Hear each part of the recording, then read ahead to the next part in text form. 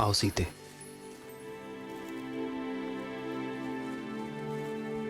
हम कहाँ जा रहे हैं आर्य?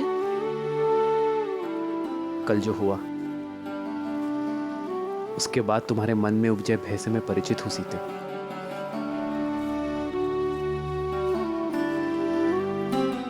तुम्हारी प्रसन्नता कहीं लुप्त हो गई है,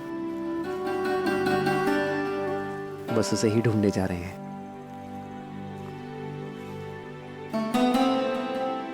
और मुझे विश्वास है कि अपनी सीते की प्रसन्नता में ढूंढ लूंगा।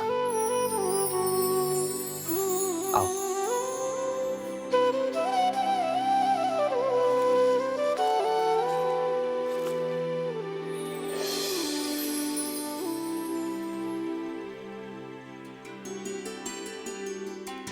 प्रेम समर्पण करुणा ज्ञान से है भरा दो प्यारा नाम।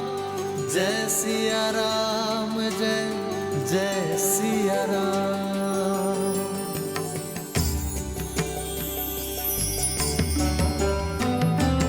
राम है लोचन सीता दृष्टि, राम है अद्भुत। सीता वृष्टि, राम सियासा। जानती नहीं थी कि इस भयानक वन में इतना सुंदर स्थान भी हो सकता है। देखा, लौट आई ना तुम्हारी प्रसन्नता। अपने इन भावों और प्रयास से आप मेरे मन को आनंदित कर ही देते आ रहे। कैसे वनवास के इस जटिल समय को आपने अपने समर्पण से कितना सरल बना दिया। तुम भी तो मेरा हर पल सुंदर बना देती हो सीते। अपने प्रेम से ही तो तुमने इस वन में स्वर्ग बसाया है।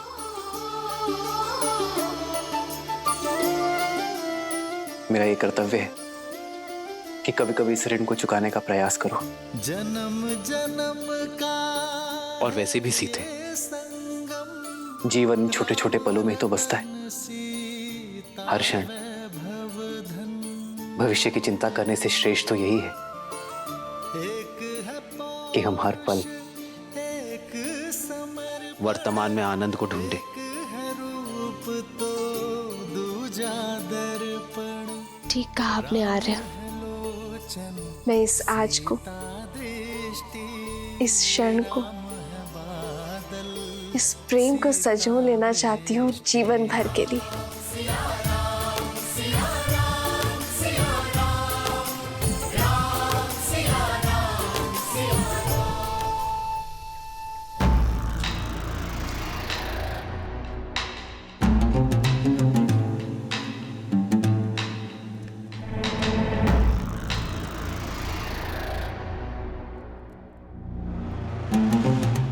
तुमने जो सभा में कहा वह अधूरा सत्य था।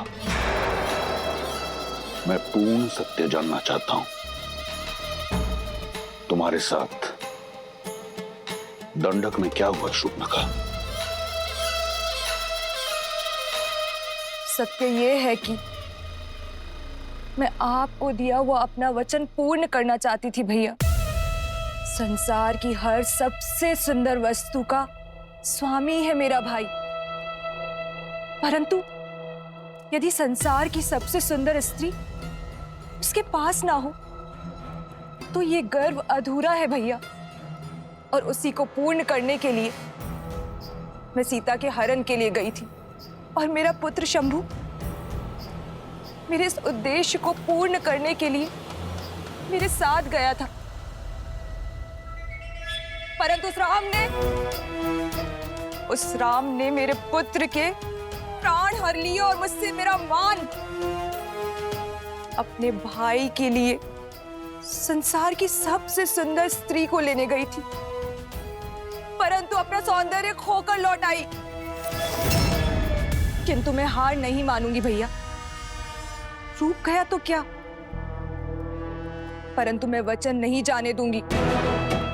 फिर से स्वस्थ होकर मैं फिर जाऊंगी। या तो उस राम का अंत करके सीता को अपने भाई लंकेश को सौंपूंगी, या तो फिर उसके हाथों मारी जाऊंगी। अपने भाई के आनंद के लिए कुछ भी करने को सज्ज हूं मैं। तुम्हें कुछ करने की आवश्यकता नहीं। उस वनवासी के साथ क्या करना है वो मार्ग मैं निकालूंगा। लंका और लंकेश के सम्मान को पुनः लौटाने का केवल एक ही मार्ग है भैया, राम का वध और सीता का वरण।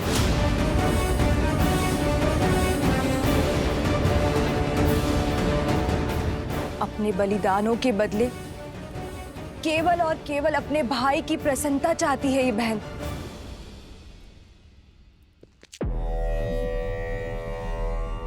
तुम्हें न्याय मिलेगा और लंका को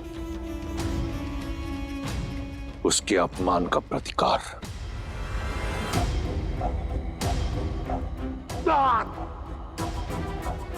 जो तुम्हारा नहीं है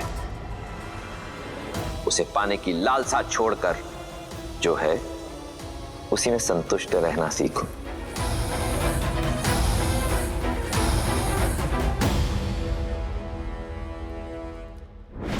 जब मन में संशय का नाद हो तो न्याय का डंका नहीं बजता है। मैं जानती हूं भैया कि महादेव को दिए हुए वचन के कारण आप चिंतित हैं, परंतु अब तो वो भी आड़े नहीं आएगा भैया, क्योंकि अब आप सीता पर दृष्टि नहीं डाल रहे हैं, आप प्रतिशोध ले रहे हैं अपनी बहन और अपने वंश पे किए गए अपमान का। आपके पास उत्तर देने के लिए है महादेव को कि आपकी बहन पर जो अत्याचार हुआ है उसका दंड दे रहे हैं आप राम को, उसके प्राण लेके। एक अबला विधवा का उद्धार करने के लिए उससे विवाह किया। सीता लंका के स्वर्ण महलों में रहने के योग्य है, ना कि वन में दर दर भटकने के। सीता उस राम के योग्य नहीं जिसके तन पर ना तो वस्त्र है और ना पैरों में पादुकाएं। भैया, आप एक स्त्री को उसका अधिकार दे रहे हैं। एक स्त्री होने के नाते मुझे पूर्ण विश्वास है कि इस उपकार के बदले सीता सदा आपकी ऋणी रहेगी।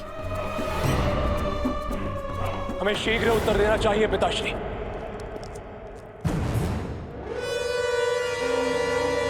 ये प्रहार हमारी कुल की गरिमा पर हुआ है, हम इसका प्रतिशोध अवश्य लेंगे।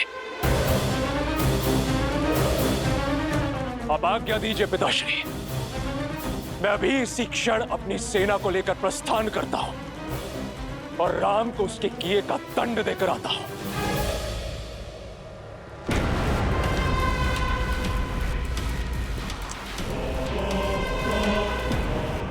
मुझे तुम्हारे शौर्य पर गर्व है। भैया, इस विषय पर हमें शांति से विचार करना चाहिए। राम साधारण मनुष्य नहीं लगते। ताड़का, महाकपाल, राज जैसे असुरों का अंत किया है उन्होंने। उन्हें हराना सरल नहीं होगा भैया। भैया, नीति तो यही कहती है कि हमें राम से संवाद करना चाहिए, उनका पक्ष भी सुनना चाहिए। नारी का सम्मान करने वाले, अहिल्या को मुक्त कराने वाले धर्मात्मा ने किसी कारणवश शूर्पणखा पर प्रहार किया होगा।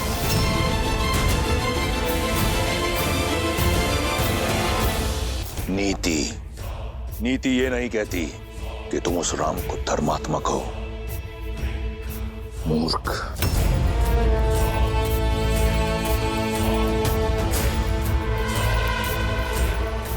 स्वामी, शूर्पणखा के साथ जो हुआ उससे मैं भी दुखी और उत्तेजित हूं, किंतु मुझे लगता है कि सत्य उससे अधिक बड़ा है जितना शूर्पणखा ने बताया।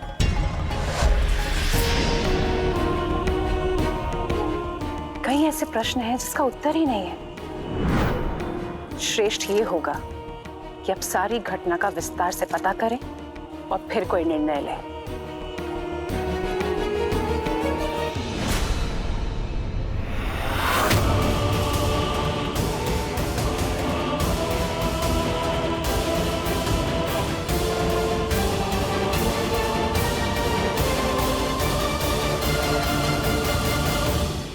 दो 210, 211, 212।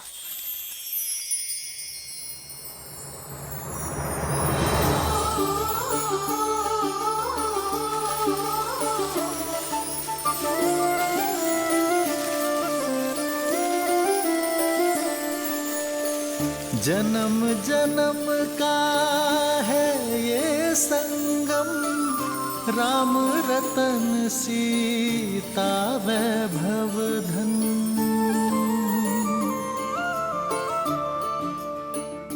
213, 214, 215, 216, 217।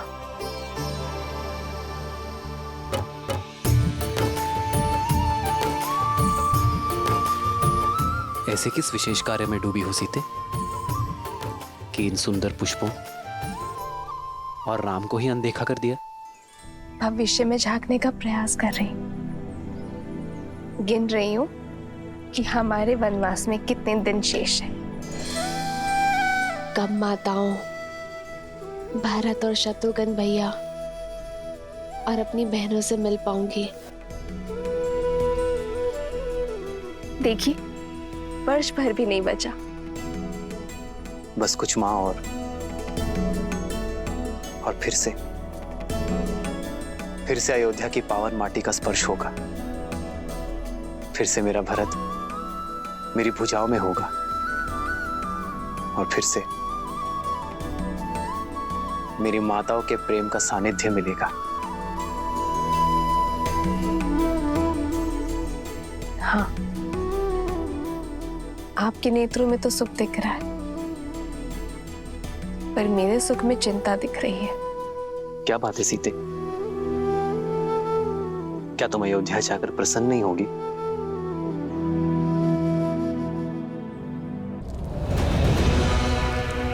इस विशेष कार्य पर जा रहे हैं लंकेश। अचानक कहां प्रस्थान कर रहे हैं? वार शूर्पणखा की नाक पर नहीं, लंका के सम्मान पर हुआ है। लंका और लंकेश के सम्मान को पुनः लौटाने जा रहा हूं। बिना सेना के उसके विरुद्ध लड़ने जा रहे हैं जिसने हमारे 14,000 राक्षस संबंधियों का संहार कर डाला। स्मरण रहे, तुम लंकेश, दशानन, रावण से बात कर रही हो। वो रावण काल जिसका दास है, जिसकी नाभि में अमृत का वास है। साधारण दिव्यास्त्रों से उस तुच्छ मनुष्य ने 14,000 राक्षसों का संहार किया होगा, परंतु 14 लोगों के स्वामी के समक्ष टिक नहीं पाएगा वो। महाबली गज भी एक छोटी सी चींटी के सामने धराशायी हो जाता है लंकेश। मत भूलिए कि आपके वरदान में मनुष्यों से अभेदान नहीं है। और वो कोई साधारण मनुष्य नहीं है लंकेश। श्रेष्ठ यही होगा कि आप मेघनाथ को साथ लेकर जाइए। आखेट पर श्वान को लेके जाया करते हैं मंदोदरी, सिंह को नहीं। मैं जिस कार्य के लिए जा रहा हूं उसके लिए मेघनाथ की आवश्यकता नहीं, उस श्वान की आवश्यकता है जिसे मैंने इस दिन के लिए पाला है। तो क्या आप युद्ध नहीं करेंगे? तुम्हारी बुद्धि भय से ग्रस्त हो चुकी है। जिस पहनेपन ने मुझे रिझाया था वो कम हो गया है मंदोदरी। अपने राज्य से निष्कासित 2 वनवासियों को लंकेश चुनौती देगा? नहीं। शठे शाठ्यम समाचरेत। जैसा देवता वैसी पूजा, जैसा कर्म वैसा प्रतिकार। उस वनवासी ने मेरी बहन के सम्मान पर प्रहार किया, अब मैं उसके सम्मान पर प्रहार करूंगा। उसने रावण के विरुद्ध अपना शीश उठाया है, मैं समस्त संसार के समक्ष उसके नेत्र झुका दूंगा। उसने ऋषियों की रक्षा का बीड़ा उठाया है, मैं उसे लज्जित कर दूंगा कि वो स्वयं के सम्मान की रक्षा नहीं कर पाया। अब ये युद्ध बाहुबल से नहीं, रणनीति से होगा। आप करने क्या जा रहे हैं लंकेश? हरण, हरण।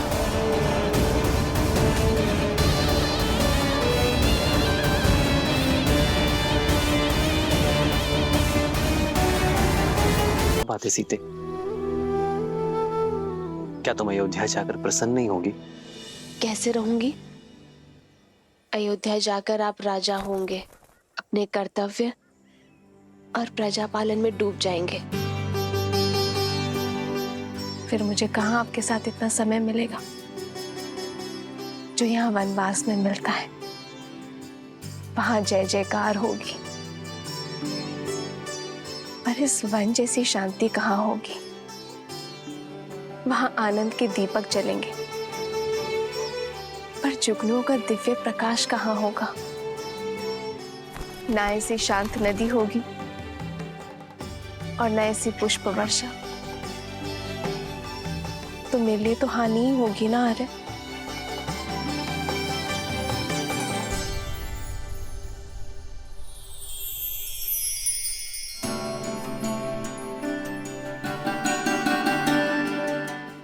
मैं तुम्हें वचन देता हूं सीते कि मेरी सीता को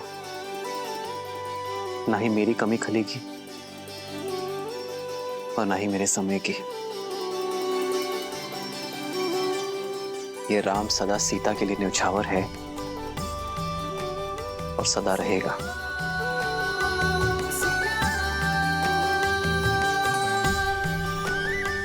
कदाचित ये क्षण कभी समाप्त ना हो। कदाचित मैं जीवन भर के लिए ऐसे ही आपके कंधे पर सर रखकर बैठी रहूं, सदा सदा के लिए अपने श्री राम के पास। एक है पौरुष, एक समर्पण, एक है रूप तो दूजा दर्पण। जन्म जन्म का है ये संगम, राम रतन सीता वैभव धन। सिया राम, सिया राम, सिया राम, सिया राम। मैं राम के सम्मान का हरण करने जा रहा हूं। उस राम का वध क्षण भर में कर सकता हूं मैं, परंतु इससे उसे अपने दुखों से मुक्ति मिल जाएगी। जिस राम की प्रशस्ति तुम गा रही थी, उस राम का नाम छीन लूंगा मैं, लज्जा और दुख के सागर में डुबा दूंगा उसे भी और रघुकुल की रीति को भी। धीरे धीरे करके मारूंगा। सबसे पहले मैं उसकी सबसे प्रिय वस्तु छीन लूंगा। वो संसार के कोने कोने में भटकेगा, ढूंढेगा उसे, परंतु रावण के विरुद्ध कोई उसकी सहायता नहीं करेगा। निराशा और ग्लानि से पहले वो मरेगा, फिर उसका भाई लक्ष्मण, और वहां अयोध्या में उसकी प्रतीक्षा करते हुए उसका भाई भरत स्वतः ही आत्महत्या कर लेगा, बिना एक राक्षस के लहू बहाए। मैं रघुकुल को लहूलुहान कर अपने कुल के नाशक से प्रतिशोध लूंगा और उसके बाद सब ओर से निराश सीता को निर्विरोध लंका की रानी बनाऊंगा।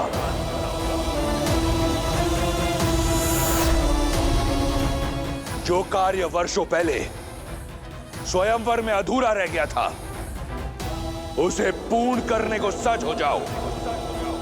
सीता का स्वागत।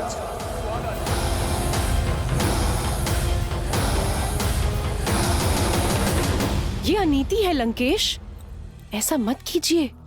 अपनी बहन और राज्य के सम्मान के लिए युद्ध लड़ना वीरों का धर्म होता है।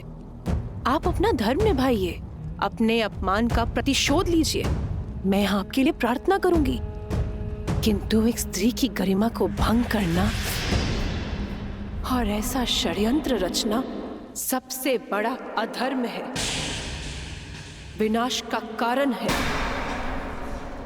आपका ये निर्णय लंका के विनाश का कारण बनेगा। मेघनाथ कभी आपको यह अनुचित नीति अपनाने नहीं देगा। उचित, अनुचित, धर्म, अधर्म, इसका पाठ मैं किसी से पढ़ना नहीं चाहता। मेघनाथ इस योजना में सम्मिलित नहीं होगा। इसके लिए मेरे फेंके टुकड़ों पर पल रहा मेरा दास ही पर्याप्त है, और यही होगी उसकी निष्ठा की परीक्षा। नहीं, मैं आपको ये पाप कदापि नहीं करने दूंगी। सावधान! मैंने तुमसे अनुमति नहीं मांगी, और तुम तो क्या, इस संसार में कोई लंकेश को चुनौती नहीं दे सकता।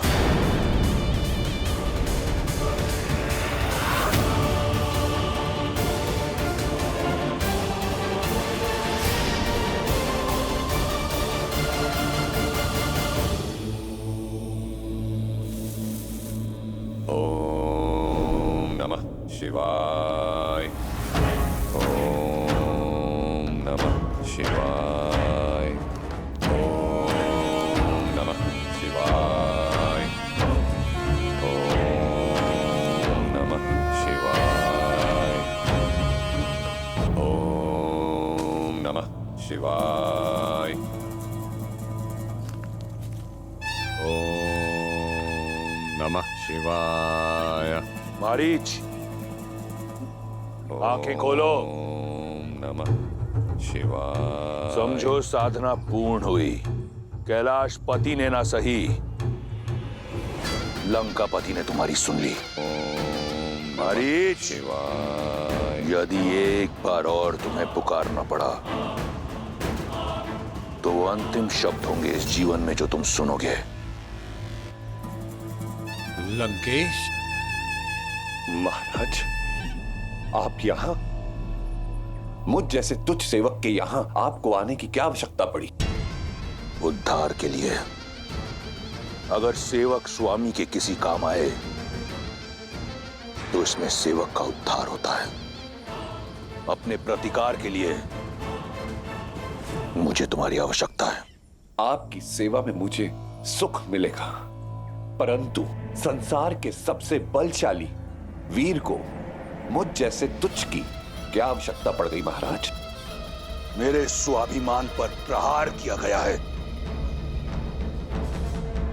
मेरी बहन के अंग भंग करके उसका अपमान किया गया है, वो भी एक तुच्छ मनुष्य द्वारा। दशानन के क्रोध को ललकार कर किसने अपनी मृत्यु को पुकारा है महाराज? वही वनवासी राम और लक्ष्मण। राम? क्या हुआ मारीच? तुम्हारे मौन में ऋण ना चुकाने का स्वर सुनाई दे रहा है।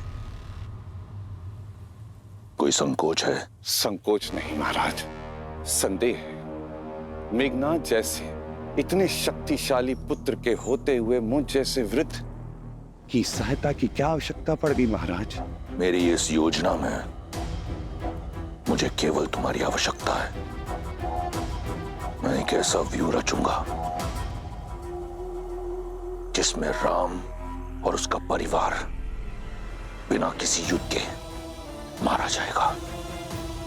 राम दर दर भटकेगा और सीता पर केवल मेरा अधिकार होगा। राम, वही राम जिन्होंने सहस्त्र गजों की शक्ति वाली मेरी मां ताड़का का वध किया था। पुनः सोच लीजिए लंकेश, कहीं ये आत्म सम्मान का युद्ध आत्महत्या ना बन जाए। मारीच, रावण के समक्ष उसके शत्रु की प्रशंसा करना राजद्रोह है। अब तुम्हारे समक्ष केवल दो ही विकल्प हैं, या तो मेरी योजना में मेरा साथ दो, या तो फिर यमलोक के द्वार खटखटाने के लिए तत्पर रहो। क्या विकल्प चुनोगे? सुनना क्या है महाराज, मृत्यु तो सामने देख रहा हूं। लज्जाजनक हत्या पाने से अच्छा है कि मैं वीर गति पाऊं।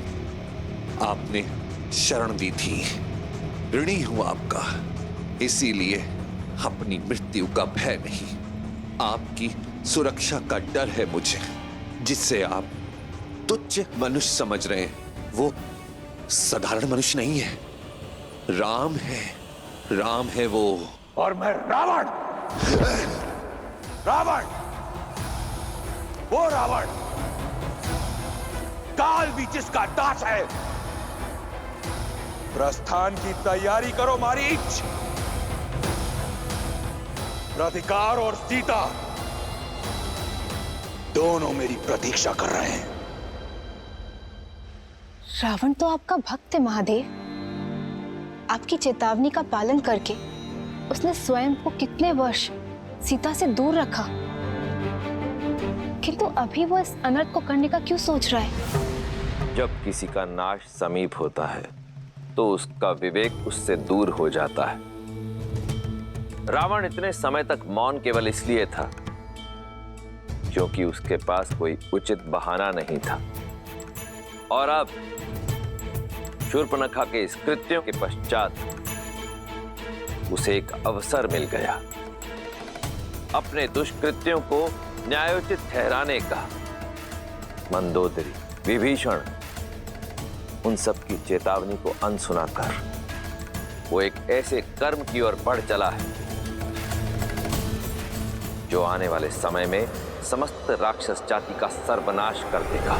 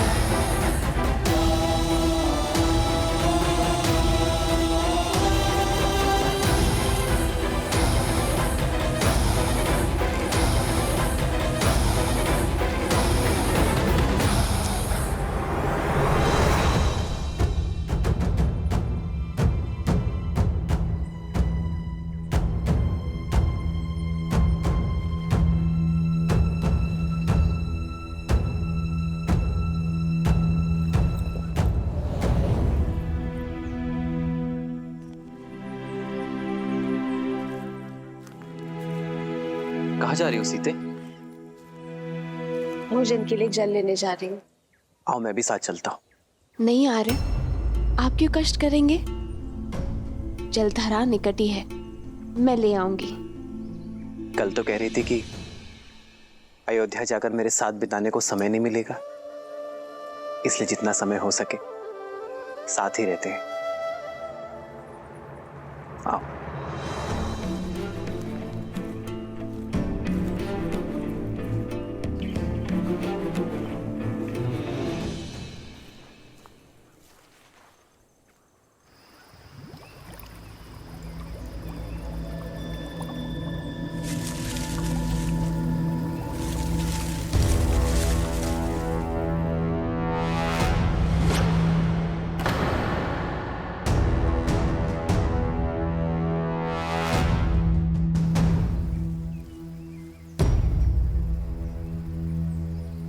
लाओ सीते।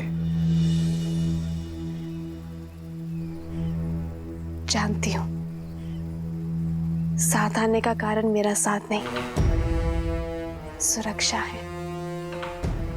जब से शूर्पणखा का प्रसंग हुआ है तब से आप मेरी सुरक्षा को लेकर कुछ अधिक ही सतर्क हो गए हैं। आओ। मुझे विश्वास है रावण आपके समक्ष आने की भूल कभी नहीं करेगा, और यदि की तो उसकी दशा भी वही होगी जो आपके सामने आए अन्य असुरों की हुई। मैं जानती हूं कि आप मेरी सुरक्षा के लिए धरती पाताल एक कर देंगे।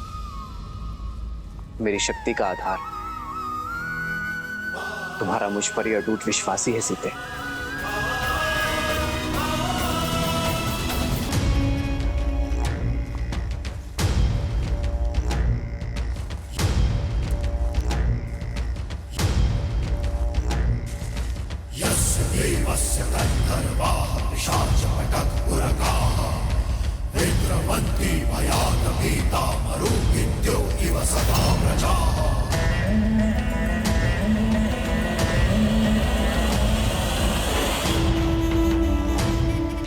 ये राम, ये तो नीरव बालक है। बालक नहीं महाराज, महाराज बलि ने भी वामन को बालक समझा था। लेकिन ये भूल आप मत करें, आयु देखकर राम के शौर्य को कम समझना मूर्खता हो सकती है। एक बार, केवल एक बार और राम की प्रशस्ति खाओ, फिर देखो कैसे कैसे मेरा दास यम यहां स्वयं आता है तुम्हारी आत्मा लेने। अपना ध्यान केवल हमारी योजना पर रखो। एक बार और। एक सेवक का कर्तव्य होता है कि वो अपनी स्वामी की हर बात माने। जैसा कहा गया है वैसा करो। जाओ।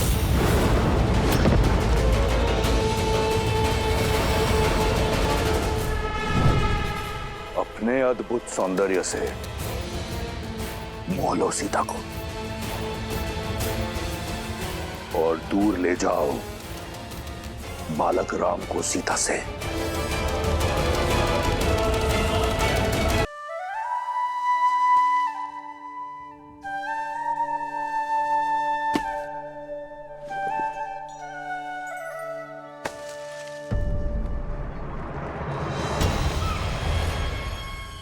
स्वर्ण मृग?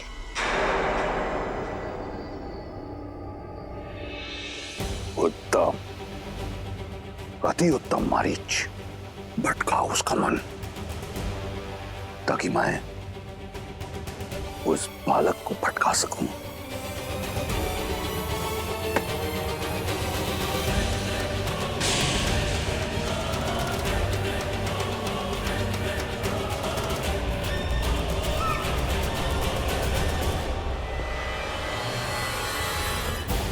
आर्य, लक्ष्मण भैया, देखिए कितना सुंदर स्वर्ण मृग है।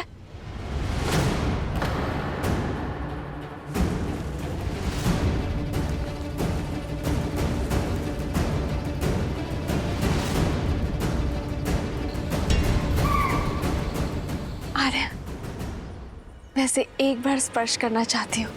इस वन के हर दिव्य जीव की स्मृतियां अपने मन में बसाना चाहती हूँ। आर्य, क्या आप इस मृग को मेरे लिए पकड़ कर ला सकते हैं?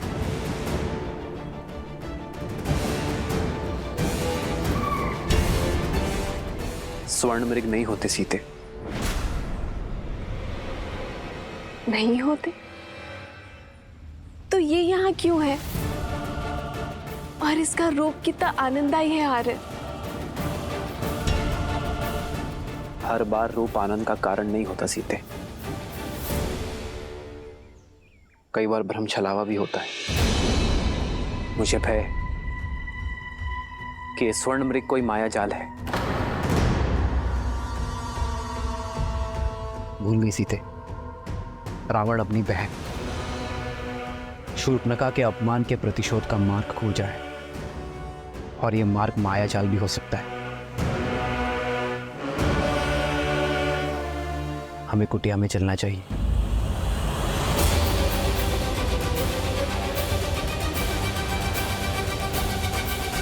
जिस श्री राम के नाम मात्र से उनके शत्रु में भय उत्पन्न हो जाता है, उनका साथ होने पर मुझे क्षति पहुंचाने का दुस्साहस रावण भी नहीं कर सकता। अरे जो अपने भाई कुबेर का घर लंका छीन सकता है, जो अपने आराध्य महादेव को वश में करने का दुस्साहस कर सकता है सीते, वो कुछ भी कर सकता है।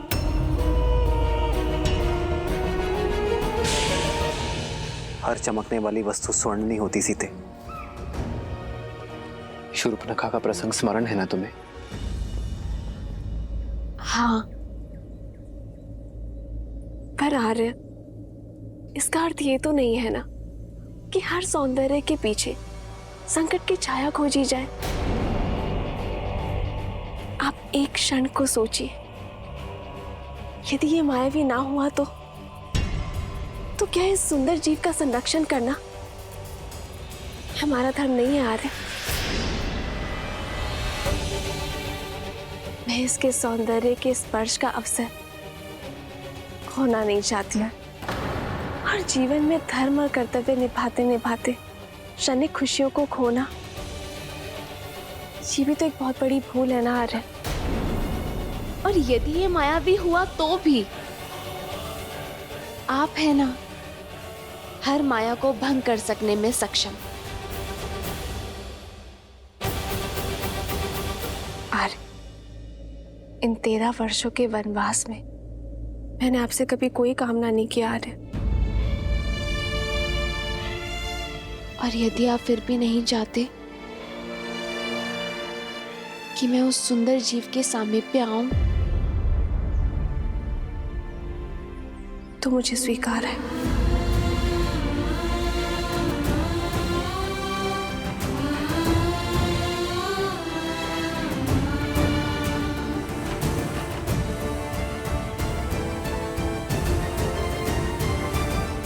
सीते,